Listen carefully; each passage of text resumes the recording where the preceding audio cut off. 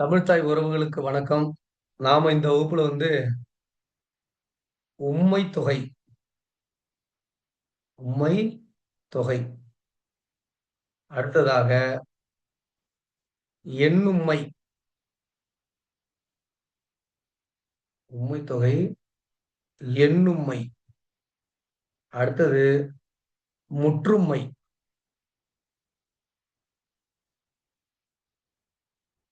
ரொம்ப ஈஸியானதுங்க. பார்த்த உடனே கண்டுபிடிச்சிடலாம். அந்த உம்மை தொகை, எண்ணும்மை, முற்றும்மை. பார்த்த உடனே கண்டுபிடிச்சிடலாம். ரொம்ப ஈஸி. ஃபர்ஸ்ட் உம்மை தொகை என்னன்னு பார்க்கணும். நான் ஏற்கனவே சொன்னேன். தொகைன்னா என்ன பண்ணணும்? 2 சொற்களை பிரிக்கணும். நடுவுல எதையாவது போட்டு பார்க்கணும். அது செட் ஆச்சுன்னா அதுதான் அதோட தொகைன்னு சொன்னேன். அப்ப உம்மை தொகைங்கிறது வேற ஒண்ணும் இல்ல. 2 சொற்கள பிரிக்கணும். 2 சொற்களை பிரிக்கணும். முதல் சொல், அப்புறம் என்ன சொன்னேன்? 2வது சொல். 2 சொல்ல பிரிக்கணும். 2 சொல்லிலயும் என்ன போட்டு பார்க்கணும்? உம், உம்மு போட்டு பார்த்து 2 சொல்லுமே எப்படி இருக்கணும்? ஒன்றுக்கு ஒன்று ஒரு லிங்கா இருக்கணும். தொடர்புடையதா இருக்கணும். புரியுதா? இது ஒண்ணு, இது ஒண்ணு இருக்கக்கூடாது. இது இது இமயமலை, இது காவேரின்னு இருந்தா அது உம்மை தொகையில வராது. அது வேற. அப்ப இதுக்கும் ஒரு லிங்க் இருக்கணும். இந்த முதல் சொல்லுக்கும், இந்த 2வது சொல்லுக்கும் ஒரு ஒற்றுமை இருக்கணும். அப்ப நடுவுல என்ன இருக்கணும்? உம்மு நடுவுலயும் இருக்கணும். அடுத்தது கடைசிலயும் இருக்கணும். முதல் சொல்லியும் இருக்கணும். 2வது சொல்லியும் உம்மு போட்டு பார்த்து பொருத்தமா இருந்தா, அதுக்கு பேரு தான் உம்மை தொகை. வேற ஒண்ணும் கிடையாது. இப்ப எடுத்துக்காட்டு ஒண்ணு பாருங்களேன். இப்ப இரவு, அதோடைய இணையான சொல் எதுன்னா பகல். இப்ப இணையா இருக்கணும். 2க்கும் தொடர்பு இருக்கணும். சம்மந்தம் இல்லாத இருக்கக்கூடாது. இப்ப இரவு, இது என்னது? பகல். 2க்கும் உம்மு போட்டு பாருங்க. இரவும், பகலும். புரியுதுங்களா? இரவும், பகலும். அப்ப உம்மு வந்துருச்சா? உம்மு போட்டு பொருத்தமா இருக்கா? அப்ப இரவு, பகல்ங்கிறது என்னது? இது ஒரு உம்மை தொகை.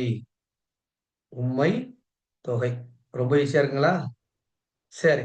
இந்த 2 சொற்களும் எப்படி இருக்கணும்னா, 4 கண்டிஷன்ல இருக்கணும். 1 எண்ணல். மன்னிக்கணும் 3 சொல்லி. எண்ணல். எண்ணல்னா 1, 2, 3. 1வது, 2வது, 3வது. ரூ. 1, ரூ. 2, ரூ. 3. இந்த மாரி எண்ற மாரி இருக்கிறது இருக்கிறது எல்லாமே எதுல வரும்? உம்மை தொகையில வரும். அடுத்தது 2 எடுத்தல். எடுத்தல்னா வெயிட். 1 கிலோ, 2 கிலோ, 3 கிலோ இந்த மாரி கிலோ கணக்குல சொல்லுவாங்கல்ல. அப்ப இந்த மாரி சொல்லும் பொழுது உம்மை தொகை வரும். எனக்கு 1 கிலோ, 2 கிலோ, 3 கிலோ குடு அப்படிங்கும்போது அதுல எனக்கு 1 கிலோவும், 2 கிலோவும், 3 கிலோவும் வருது. இது மாரி இது எடுத்தல். அடுத்தது 3 நீட்டல். நீட்டல்னா என்னது? மீட்டரு. எனக்கு 1 metre, 2 metre, 3 metre, 4 metre, 5 metre குடு அப்படின்னு சொல்றோம்ல. இப்ப அளவு. எனக்கு 1 மீட்டரும், 2 மீட்டரும், 3 மீட்டரும் துணி குடு அப்படிங்கும்போது நீட்டல். அப்ப இந்த நீட்டல்ங்கிறபோது அதுவும் உம்மை தொகையா வரும். 4 முகத்தல். முகத்தல்னா என்ன? லிட்டரு. எனக்கு 1 லிட்டரும், 2 லிட்டரும், 3 லிட்டரும், 4 லிட்டரும் பால் குடு அப்படின்னு சொன்னா, அதுக்கு பேரு என்னது? முகத்தல். இங்கலாம் எது எது வரும்? உம்மை தொகை வரும். இப்ப எடுத்துக்காட்டு பாருங்களேன். இப்ப எடுத்துக்காட்டு. இப்ப எண்ணல், எடுத்தல், நீட்டல், முகத்தல். இதுல எண்ணலுக்கு ஒரு எடுத்துக்காட்டு சொல்றேன் பாருங்க. சேரன், சோழன், பாண்டியன், மூவேந்தர். இதுக்கு பேரு தான் உம்மை தொகை. 2 சொற்கள் இல்ல, எத்தன சொற்கள் வேணாலும் வரலாம். சேரன், சோழன், பாண்டியன். அப்ப இங்க பாருங்க. சேரனும், சோழனும், பாண்டியனும், மூவேந்தர். அப்ப சேரனும், சோழனும், பாண்டியர் மூவர் என்றது. சேரன் 1, சோழன் 2, பாண்டியன் என்னது? 3. அப்ப எண்ணல். புரியுதுங்களா? இந்த மாரி வந்தா அதுக்கு பேரு என்னது? உம்மை தொகை. உம்மை தொகை ரொம்ப ஈஸி. புரியுதுங்களா? இப்ப பாருங்க. தாய், தாய், தந்தை.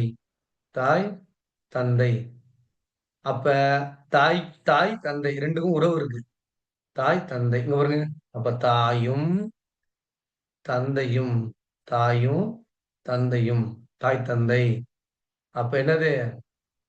2க்கும் உறவு இருக்கு, என்ற மாரியும் இருக்கு. அதனால இது என்னது? உம்மை தொகை. நெறைய சொல்லலாங்க. அண்ணன், தம்பி, மாமன், மச்சான், பொண்ணு மாப்பிள, காதலன், காதலி, நடிகர், நடிகை இந்த மாரி எதுவா இருந்தாலும் அதுல உம்மு போட்டு பொருத்தமா இருக்கணும். அதுக்கு உள்ள தொடர்பு இருந்தா அதுக்கு பேரு உம்மை தொகை. சரி, உம்மை தொகை முடிந்தது. புரியுதுங்களா? அடுத்தது எண்ணும்மை. 2வது என்ன பார்க்க போறோம்? எண்ணும்மை. இதான் ரொம்ப ஈஸி. பார்த்த உடனே வேலைய முடிச்சுட்டு போலாம். எண்ணும்மை. உம்மை தொகையை விட இது ரொம்ப ஈஸி. எண்ணும்மைன்னா வேற ஒண்ணும் இல்ல. இப்ப ஏற்கனவே என்ன சொன்னேன்? சேரனும், சோழனும், பாண்டியனும், பாண்டியனும், சேரனும், சோழனும், பாண்டியனும். இங்க பாரு 1 உம்மு, 2 உம்மு, 3 உம்மு. இப்போ இதே மாரி ஒவ்வொரு 1 உம்மு, 2 உம்மு, 3 உம்மு. அப்போ எண்ணிக்கிட்டே இருக்கோமா? 1 உம்மு, 2 உம்மு, 3 உம்முன்னு எண்றதால இதுக்கு பேரு தான் என்னது? எண்ணும்மை. எண்றதால எண்ணும்மை. வேற ஒண்ணும் கிடையாது. இங்க உம்முங்கிறது தெளிவா தெரியும். மறைஞ்சிருக்காது. மறைஞ்சிருந்தா அது உம்மை தொகை. மறையாம வெளிப்படையா வந்துருச்சுன்னா, அதுக்கு பேரு தான் எண்ணும்மை. இதுல ரொம்ப நேரம் போட்டு நம்ம குழப்பிட்டு கிடக்க வேணாம். அடுத்து இன்னொரு உம்மை இருக்கு. என்னது? முற்றும்மை. புரியுதுங்களா?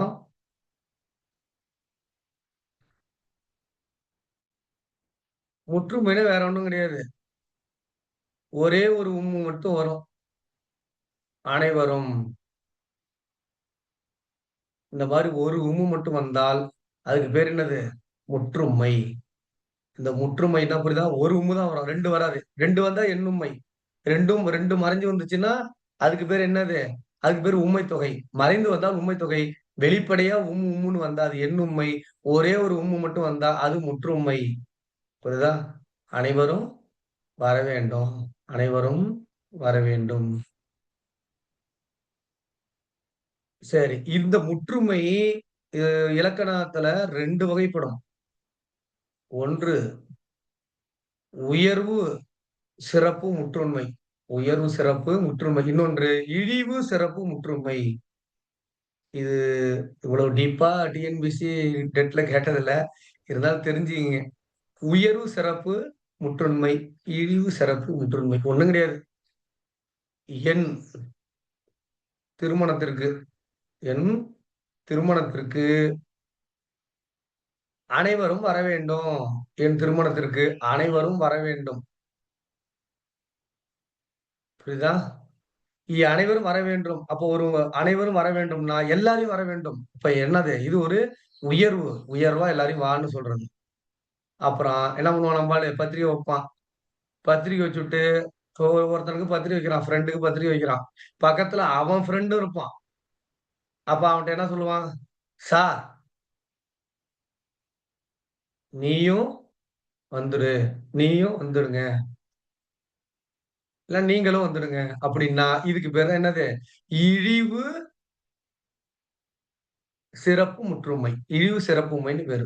முற்றுமைன்னு கூட சொல்ல வேணாம். இழிவு சிறப்புமை. நீயும் வந்துடுறன்னு என்ன அர்த்தம்? வந்தா வா, வராட்டினா போன்னு அர்த்தம். அப்ப இந்த உயர்வு, சிறப்பு இந்த உண்மைக்கும், இழிவு சிறப்பு உண்மைக்கும் நம்ம விளக்கம் தெரிஞ்சுக்கணும். புரியுதா? ரைட். நன்றி, வணக்கம். இது நமக்கு எக்ஸாம் பாயிண்ட்ல இதெல்லாம் கேட்கல. இதெல்லாம் தெரிஞ்சுக்கங்க. ஆனா, நான் ஏற்கனவே சொன்னது இருக்குல்ல, அது ரொம்ப ரொம்ப முக்கியம். ஃபர்ஸ்ட் என்ன சொன்னேன்? உம்மை தொகை. உம்மை தொகைங்கிறது எப்படி இருக்கணும்? 2 சொல்லுக்கும் நடுவுல கடைசியிலயும் உம்மு வரணும். அது 2 சொல்லுக்கும் ஒரு லிங்க் இருக்கணும். அடுத்தது அ எண்ணும்மை. அந்த உம்முங்கிற வார்த்தைய அது தெளிவா வெளிய வந்திருக்கும். அத நம்ம எண்ணணும். 1 உம்மு, 2 உம்முன்னு எண்ணும் பொழுது அது எண்ணும்மை. முற்றுமைன்னா 1 உம்மு மட்டும் தான் வரணும். 1 உம்மு தான் வரணும். அடுத்தது உயர்வு, அ உயர்வு, சிறப்புமை அப்டின்னா, உயர்வு, சிறப்பு அப்டின்னா, அ அது வந்து பார்த்தீங்கன்னா, உயர்வுபடுத்தி வச்சுக்கிறது. இழிவுன்னா, அதை வந்து எப்டின்னா, இழிவுபடுத்தி இந்த இடத்துல வச்சுக்கிறது. புரியுதுங்களா? ஆமா. போடு. நன்றி, வணக்கம். நம்ம அடுத்த இலக்கண வகுப்புல சந்திப்போம். நான் உங்கள் எக்ஸாம் விஜய் தமிழ். நன்றி, வணக்கம்.